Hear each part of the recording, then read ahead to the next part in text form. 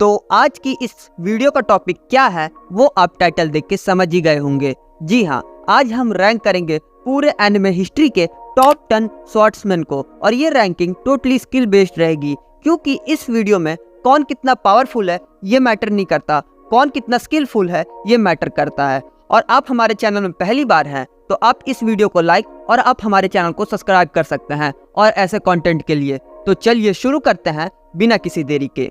तो हमारी इस लिस्ट के नंबर 10 पे है Afro samurai from Afro samurai anime से। तो देखो दोस्तों, एफ्रो के फादर को बहुत ही गंदी तरीके से मरवा दिया जाता है, जिसके कारण एफ्रो बदले की आग में एक ग्रेटेस्ट स्वॉर्डमैन बन जाता है।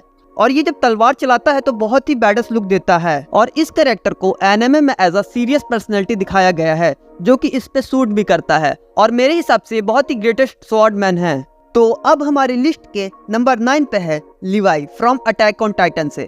भाई ये बंदा लिटरली वन मैन आर्मी है, और न जाने आज तक इसने कितने ही टाइटन्स को मारा है। और तो और इसकी फ्लेक्सिबिलिटी, और ये जब दोनों हाथों से ब्लेड पकड़ के टाइटन से लड़ता है ना, कसम से भाई देखने में मजा आ जाता है। और आपने वो सीन तो देखा ही होगा जब इसने 20 टाइटन को कैसे घूमते फिरते पेला था। तो अब आप इसी सीन से उसकी स्किल का पता लगा सकते हैं वो कितना काबिल है। और मुझे नहीं लगता कि इस कैरेक्टर के बारे में मुझे कुछ ज्यादा बताने की जरूरत है, क्योंकि ये कैरेक्टर हम फैंस के बीच बहुत ही ज्यादा फेमस है। तो अब हमारी लिस्ट के नंबर 8 पे है हिमुरा केंशन फ्रॉम रुरोuni केंशन एनिमे से।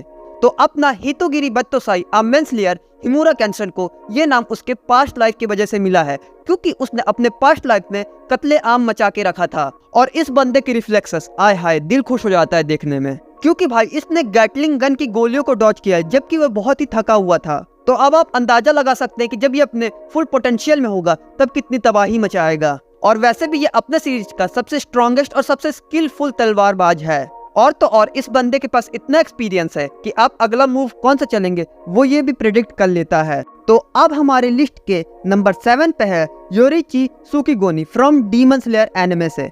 तो देखो दोस्तों, योरिची के 2 हाथ थे, पर जब ये तलवार चलाता था ना तो लगता था कि कोई 6 हाथों से तलवार चला रहा है। और ये कैरेक्टर पूरे डीमन स्लेयर सीरीज का सबसे स्ट्रॉन्गेस्ट और स्किलफुल कैरेक्टर है। तो अब आप इसी बात से अंदाजा लगा सकते हैं कि रेनगोकू और टेंजन और कई हाशिरा कितने बेहतरीन तलवार चलाते हैं, उसके बाद भी ये उनसे कई गुना ज्यादा पावरफुल और स्किलफुल है। और वैसे भी डीमन स्लेयर में डीमन किंग कहे जाने वाले मुजान को इसने आलू प्याज के जैसे काटा था, और मुजान को उसकी औकात दिखा दी थी। तो अब आप समझ ही सकते हैं कि ये कितना स्किलफुल और स्ट्रॉन्ग कैरेक्टर रहा होगा। तो अब हमारी लिस्ट के नंबर 6 पे है सास्के उचिहा फ्रॉम नारुतो से। तो भाई ये बंदा एक बैडस बीस्ट है, और ये कैरेक्टर तलवार नहीं निंजा वर्ल्ड के जितने भी हथियार होते हैं ये बहुत ही बेहतरीन तरीके से चलाता है। और इसने लिटरली एक गॉड लाइक बीइंग से लड़ाई की थी, वो भी सिर्फ अपने एक हाथ की मदद से। अब मुझसे कुछ लोग बोलेंगे कि उसके फाइट के वक्त उसके पास रेनेगान थी, पर उसके बावजूद भी ये बंदा बहुत ही खतरनाक तरीके से तलवार चलाता है। और वैसे भी ये एक निंजा है तो इसके पास स्किल की तो कमी होगी नहीं। तो अब हमारे लिस्ट के नंबर 5 पे है Ichigo Kurosaki from bleach anime से। अब मैं जानता हूँ कि आप में से बहुत से लोगों को लग रहा होगा कि इचिगो के पास ताकत और स्पीच पावर ही है।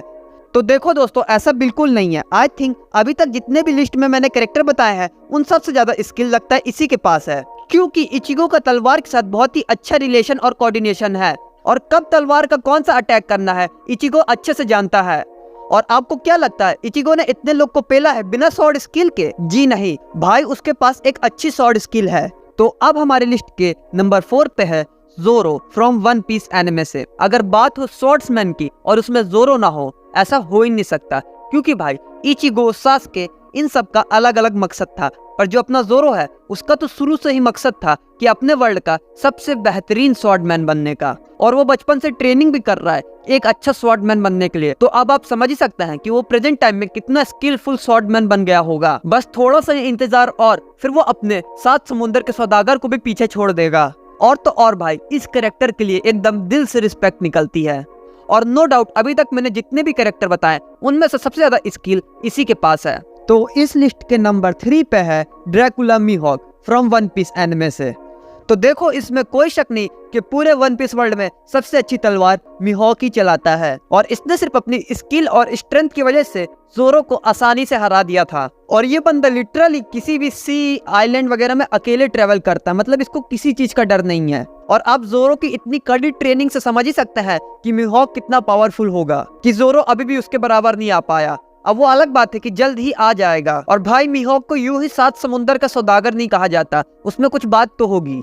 तो इस लिस्ट के नंबर 2 पे है गट्स फ्रॉम बर्जर्क मांगा से। भाई इसमें कोई शक नहीं कि ये एक ट्रू वॉरियर है।